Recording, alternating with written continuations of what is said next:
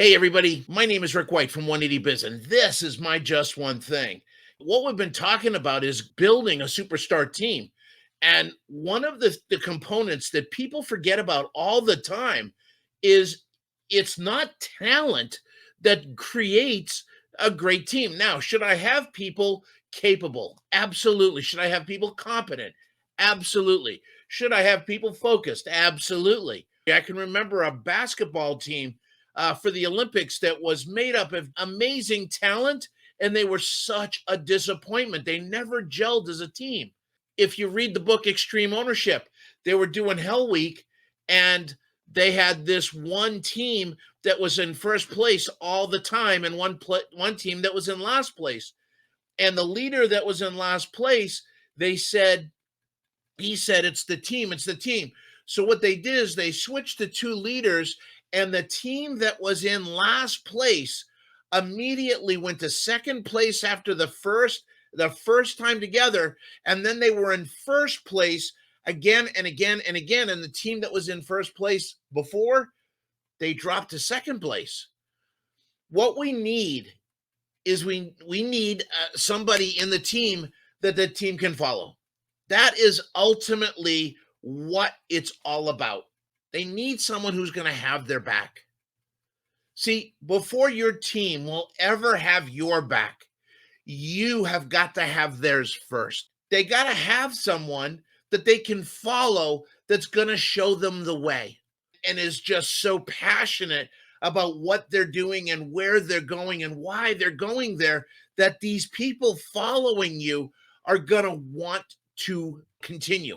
They're going to want to be with you. They're going to be excited because you're excited. It's contagious.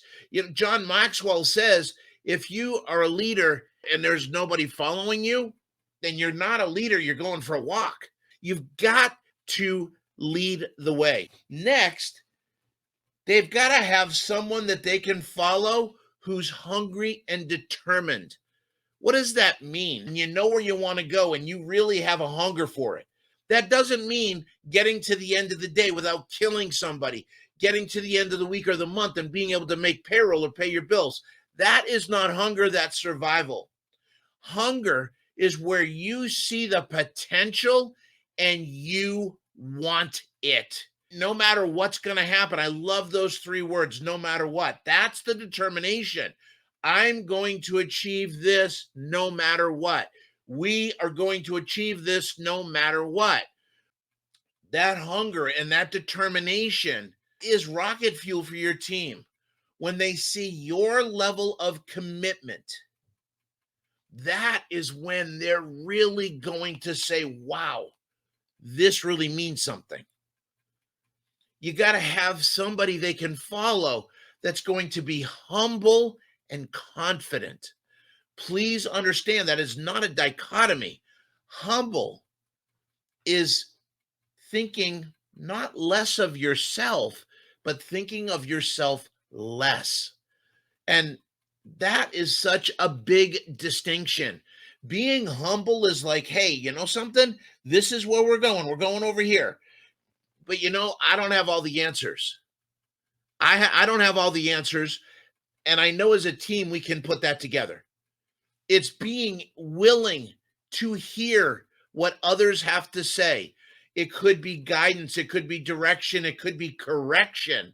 In other words, if you're not doing something that you should be, it's having it so that your team feels like it's safe to call you out on your stuff, to call you out when you're not following through.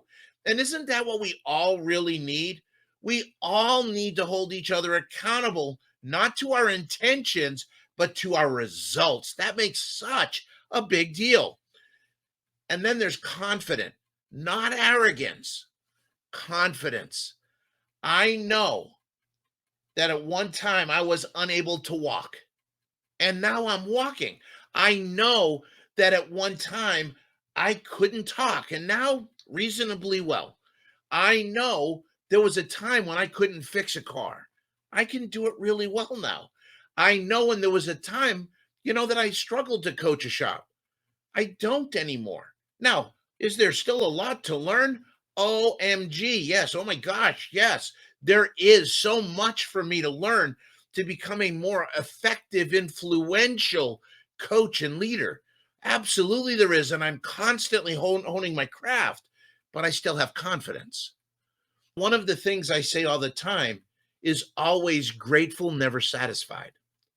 I am always grateful for where I am. I'm grateful for what I have. I'm grateful for the opportunities, the lessons. I'm grateful for the problems because those problems, instead of avoiding them, I'm going to push through them. And when I push through them, I become a better coach. I become a better leader. And it's the same for you too. Your team needs someone, right? They're going to follow someone that seeks counsel from their team. That is huge. The byproduct of that is buy-in. See, when they are a part of the process, when they're a part of the solution, they are going to own that. And because of that, it's not you telling them what to do, it's them realizing, holy crap, I created this. I got to make sure I do it. Your team needs someone who's going to share the win and shoulder the blame. You're going to deflect the win to the team, and you are going to shoulder the blame, the responsibility. When they see that, that is the definition of having their back. One of the most powerful things I did as a shop owner is when a client would call or come back and just thank us for a great job, I would actually bring the tech that was working on the vehicle out so that he or she could hear it. Because ultimately, isn't that who should? Right? The advisor that worked with them, aren't they the ones that should be hearing this? Absolutely. I want them to take the credit, not me. I want them to bask in it. I want them to feel good because it fuels their progress, it fuels their growth. For me, I don't need that. What fuels me as a leader is my team's growth. That's where it really makes a difference. So you got to deflect the win and then at the same time, accept responsibility. Somebody makes a mistake, it's not their fault. Don't throw them under the bus. I don't want blame. Doesn't matter whose fault it is.